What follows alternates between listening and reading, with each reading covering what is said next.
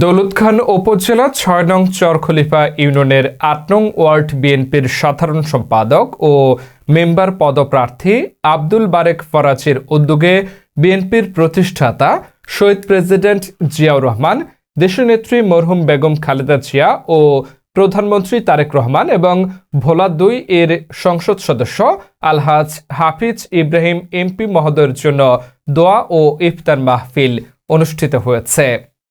মঙ্গলবার বিকেলে ৮ নং ওয়ার্ড ফরাজি বাড়ির মোড় মসজিদে স্থানীয় মুসল্লি ও রোজাদারদের সম্মানে এই আয়োজন করা হয়।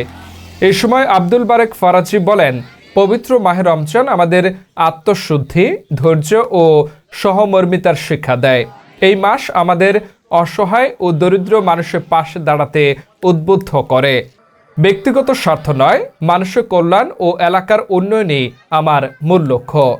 জনগণের দোয়া ও সমর্থনের দায়িত্ব পাওয়ার সুযোগ পেলে ৮ নং ওয়ার্ডকে মাদক, সন্ত্রাস ও দুর্নীতিমুক্ত একটি শান্তিপূর্ণ উন্নত জনপদ হিসেবে গড়ে তুলতে কাজ করব। ইফতারের পূর্বে দেশ, জাতি, এলাকার শান্তি সমৃদ্ধি কামনায় বিশেষ মোনাজাত করা হয়।